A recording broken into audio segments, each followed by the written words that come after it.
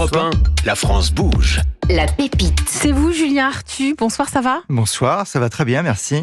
Tiazos, c'est la relance d'un réseau social qui existe depuis 2012, qui s'appelle Myospi Friends. Qui s'appelait, si vous le voulez.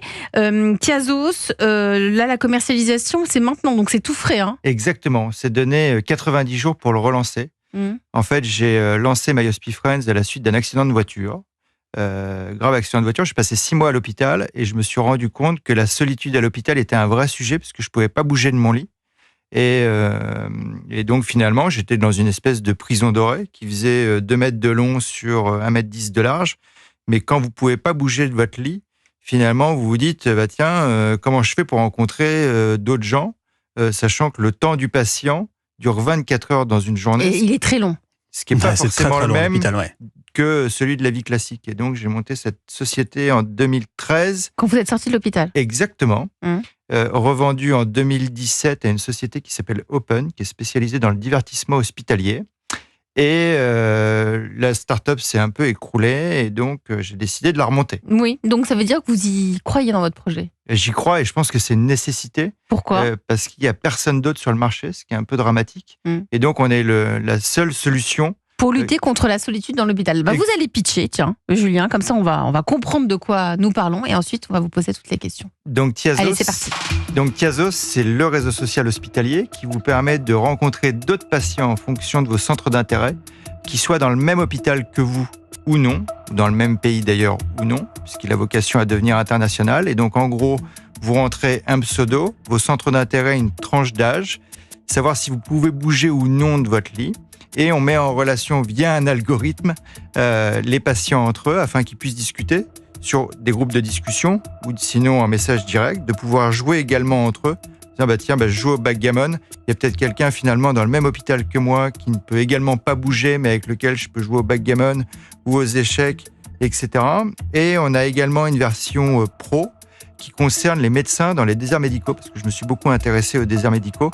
Et donc, l'idée est de mettre en relation les médecins dans les déserts médicaux, spécialistes ou non, entre eux. C'est-à-dire qu'un médecin qui est à Roubaix puisse discuter avec quelqu'un qui est à Guéret dans la Creuse ou à Cherbourg dans la Manche.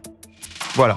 Je trouve que effectivement, vous répondez à un besoin qui existe et il y a personne, on n'avait jamais entendu parler. Julien Arthu, fondateur de Tiazos. Benjamin. Est-ce que vous avez une belle histoire ? On a eu des belles histoires avec Dixner et Nomad Sister. Est-ce que vous avez un utilisateur 2 patients qui se sont rencontrés grâce à vous. Alors on a eu, je vais reprendre 3 expériences. Il y en a une qui est la première patiente de Myospi Friends, qui était doublement greffée des poumons. Qui était hospitalisée à l'hôpital Foch, qui était notre premier établissement test, exactement à Suresnes. Et elle faisait du théâtre. Et elle a eu cette double greffe au moment où elle était sur scène au Festival d'Avignon. Et elle n'était plus jamais remontée sur scène. Et j'ai eu la chance, puisqu'on a eu une belle couverture médiatique, de faire comme un TEDx et de pouvoir l'emmener sur scène. Et c'était sa première fois, elle remontait sur scène. J'ai eu une deuxième sujet où j'avais quelqu'un qui travaillait un patient qui était en oncologie, qui est décédé depuis malheureusement, et qui organisait des ateliers d'origami à l'hôpital Foch également à Suresnes, parce que c'était vraiment notre hôpital. Votre hôpital de test pour exactement, on testait un peu toutes les fonctionnalités là-bas. Et la troisième, c'est sur l'organisation des soins. Puisque notre modèle économique à l'époque était les hôpitaux payés ou les agences régionales de santé, ARS, et la Corse avait décidé d'équiper tous les hôpitaux corses. Donc vous arriviez via un accident de voiture ou je sais pas quoi à Bastia, vous alliez en centre de rééducation à Ajaccio ou à Boniface ou je sais pas où, et finalement vous gardiez toujours le même profil, les mêmes copains, etc. Et donc, je trouvais ça très malin. Donc là, vous êtes en train de le relancer à travers Tiazos. C'est quoi Tiazos ? Pourquoi ce nom ? Ça s'appelle Rassembler en grec ancien. Rassembler. Voilà. Anne-Sophie Bonnel, la coach de ce soir dans La France Bouge. Je trouve que c'est un sujet très intéressant, en effet, auquel on ne pense pas forcément de prime abord quand on n'a pas vécu l'expérience.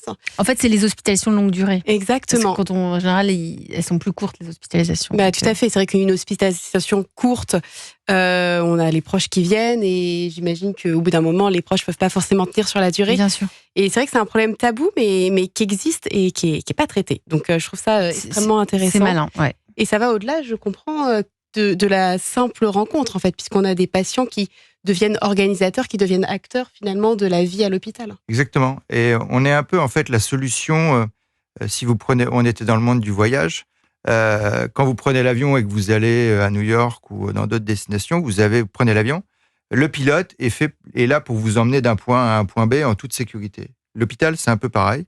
C'est-à-dire que le médecin s'occupe de vous et le personnel soignant s'occupe de vous, d'ailleurs en France, parfaitement bien.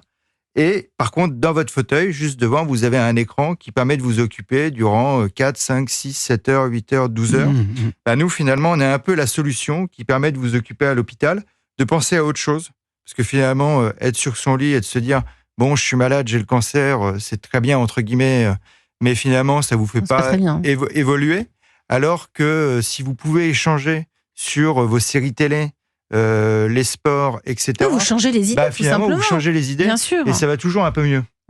L'objectif, c'est d'être présent dans combien d'établissements aujourd'hui vous êtes Alors, pour le coup, on a changé le modèle économique. Parce que quand j'ai vendu My Hospice Friends, on était présent dans 55 établissements en France, ce qui était plutôt pas mal, en 2017. Et donc là, finalement, on ouvre la plateforme à tous les hôpitaux français. Mais oui. C'est gratuit pour le patient, mais c'est l'hôpital qui paye. Exactement, avec un engagement fort, mais qu'on avait déjà pris à l'époque, qui est on n'exploite pas la donnée du patient. Le patient, il est déjà malade, donc laissons ces données tranquilles, etc. Ouais. Ça coûte combien pour l'hôpital en moyenne ? Pour l'hôpital, ça coûte entre 1 000 et 5 000 euros par an, qui, rapporté au budget d'un établissement de soins, finalement, est un peu, pas ridicule, mais anecdotique. Donc là, il faut vous faire connaître pour avoir le maximum de CHU. Exactement. CHU, centre hospitalier, clinique. Oui, tout à fait. Là, il y a deux enjeux. Il y a l'enjeu, en effet, de se faire connaître et de réussir à convaincre des hôpitaux de vous rejoindre. Et puis l'enjeu, quand même, de monétiser un minimum. J'avais pensé qu'il était éventuellement possible aussi de solliciter les mutuelles, de voir si les mutuelles pouvaient potentiellement participer, parce que quelque part, c'est sur le sujet bien-être que les mutuelles peuvent financer. C'est quelque chose qui peuvent rentrer finalement dans leur budget. Et il y a beaucoup de mutuelles qui ont compris la digitalisation, notamment à Alan, qui s'intéressent à tous ces sujets-là, au sujet de méditation, puisque quand on avait monté My Hospice Friends, on s'était aussi intéressé à une plateforme de divertissement. On pourrait très bien intégrer d'autres types de choses comme Petit Bambou, etc. Oui, pour être intégré dans toutes ces solutions.